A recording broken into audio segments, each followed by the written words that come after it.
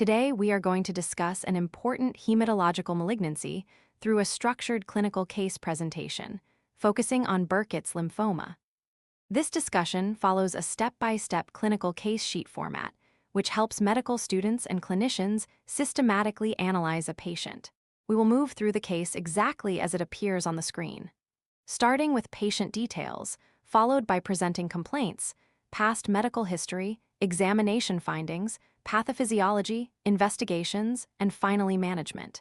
Let us begin. The patient in this case is a 21-year-old male university student. Young age is an important clinical clue because Burkitt's lymphoma frequently affects children and young adults, although it can occur in any age group. The patient is otherwise previously healthy and presents to the hospital with rapidly progressive symptoms that developed over a short period of time. One of the key characteristics of Burkitt's lymphoma is that it is one of the fastest-growing tumors in humans. Because of this extremely rapid growth rate, early recognition and immediate treatment are critical for patient survival. Now let us move to the presenting complaints. The patient reports a rapidly growing swelling in the facial and jaw region. This feature is particularly characteristic of the endemic variant of Burkitt's lymphoma, where the tumor commonly affects the jaw bones and facial structures. The patient also complains of abdominal pain and abdominal distension. In the sporadic form of Burkitt's lymphoma, abdominal involvement is very common. Tumors often arise in the ileocecal region, mesentery, or abdominal lymph nodes, producing symptoms such as pain, intestinal obstruction, or a palpable mass. Another group of symptoms reported by the patient includes fever, night sweats, and weight loss. These are known as B symptoms, which are classic systemic symptoms seen in aggressive lymphomas. The patient also reports loss of appetite, which frequently occurs in patients with systemic malignancy. Finally, the patient has noticed a rapidly enlarging abdominal mass. A key clinical teaching point is that Burkitt's lymphoma progresses extremely rapidly, often growing dramatically within weeks rather than months. Next, we evaluate the past medical history. One of the most important associations with Burkitt's lymphoma is infection with the Epstein-Barr virus, commonly called EBV. EBV infects B lymphocytes and can drive abnormal proliferation of these immune cells. In endemic regions such as parts of Africa, Burkitt's lymphoma is strongly associated with chronic malaria exposure. Malaria suppresses immune function, allowing EBV-infected B cells to proliferate more easily. Another major risk factor is immunodeficiency, particularly in patients with HIV infection or AIDS. When the immune system is weakened, abnormal lymphocyte growth can escape immune control and evolve into lymphoma. In this case, family history does not reveal any specific hereditary pattern, suggesting the disease likely arose due to environmental and viral factors rather than inherited mutations. Now let us move to the general examination findings. On clinical examination, the patient may present with fever and mild tachycardia, reflecting the systemic inflammatory response associated with aggressive malignancy. Physical examination may reveal firm, fixed lymph nodes, particularly in the cervical region or abdomen. These lymph nodes are usually non-tender but rapidly enlarging, which is typical of malignant lymphomas. Another striking feature may be rapidly enlarging jaw swelling or abdominal mass, depending on the disease variant. The physician may also detect hepatomegaly or splenomegaly, meaning enlargement of the liver or spleen due to infiltration by malignant lymphoid cells. In advanced stages of disease, the patient may develop cachexia, characterized by significant weight loss and muscle wasting. Now let us examine the systemic findings and imaging section. In a normal lymph node germinal center, B cells multiply and mature in a controlled manner as part of the immune response.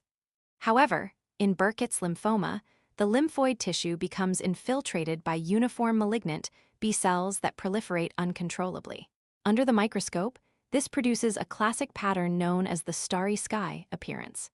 In this pattern, the densely packed tumor cells form the dark background, while macrophages that ingest dying tumor cells appear as scattered pale spaces resembling stars in the night sky. Imaging studies often reveal large abdominal masses. CT scans may show rapidly enlarging tumors with strong contrast enhancement, reflecting their high metabolic activity. PET-CT imaging often demonstrates intense FDG uptake, indicating aggressive tumor metabolism. Now let us explore the pathophysiology. The disease begins with activation and proliferation of B lymphocytes. However, the most important molecular event in Burkitt's lymphoma is overexpression of the MYC proto-oncogene. This occurs due to a specific chromosomal translocation called T814. In this translocation, the MYC gene located on chromosome 8 becomes attached to the immunoglobulin heavy chain gene on chromosome 14. Because immunoglobulin genes are highly active in B cells, this rearrangement causes excessive MYC production. MYC is a transcription factor that drives cell growth, metabolism, and proliferation. When MYC becomes overexpressed, it causes rapid and uncontrolled cell division. This explains why Burkitt's lymphoma grows so quickly and produces a large tumor burden in a short time. Another important feature is the high risk of central nervous system involvement, which requires specific preventive treatment. Burkitt's lymphoma typically progresses very rapidly, sometimes within weeks. Without treatment, tumor growth may lead to complications such as intestinal obstruction, organ compression, or metabolic disturbances. However, despite its aggressive nature, Burkitt's lymphoma is highly sensitive to chemotherapy, and early treatment can result in excellent outcomes. Now let us discuss the diagnostic investigations. The most important diagnostic test is excisional biopsy of the tumor or lymph node. Histopathological examination usually reveals the classic starry-sky appearance. Immunohistochemistry helps confirm the B-cell origin of the tumor. Tumor cells typically express markers such as CD20, CD10, and BCL-6. Another key marker is Ki-67, which indicates cell proliferation. In Burkitt's lymphoma, the Ki-67 index is extremely high, often greater than 95%, reflecting the aggressive growth rate.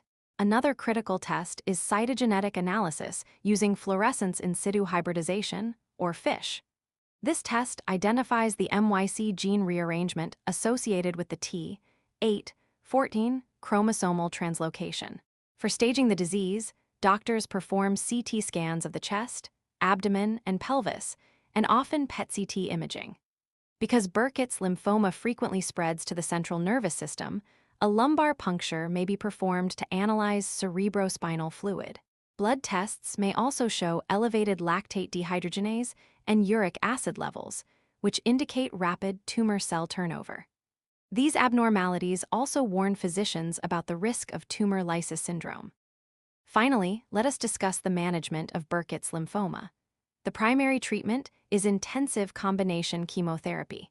Common regimens include CODO-XM and IVAC protocols, which combine multiple drugs to rapidly destroy cancer cells. Modern treatment protocols also include rituximab, a monoclonal antibody that targets the CD20 protein on B lymphocytes.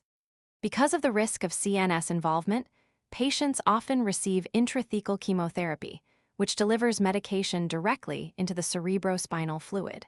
Another critical component of management is prevention of tumor lysis syndrome.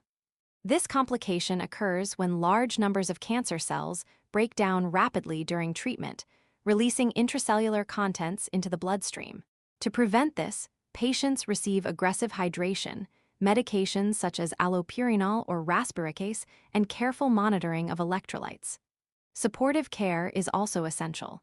Patients require infection monitoring, nutritional support, and management of chemotherapy side effects. Long-term follow-up includes regular imaging, monitoring minimal residual disease, and periodic clinical evaluation. To summarize, Burkitt's lymphoma is a highly aggressive B-cell lymphoma characterized by MYC gene translocation and extremely rapid tumor growth. Patients typically present with rapidly enlarging masses, systemic B symptoms, and abdominal involvement. Diagnosis relies on biopsy, immunohistochemistry, cytogenetic testing, and imaging studies. Although the disease progresses rapidly, early aggressive chemotherapy can achieve high cure rates, especially in young patients. Therefore, early diagnosis and prompt treatment are essential for improving survival outcomes.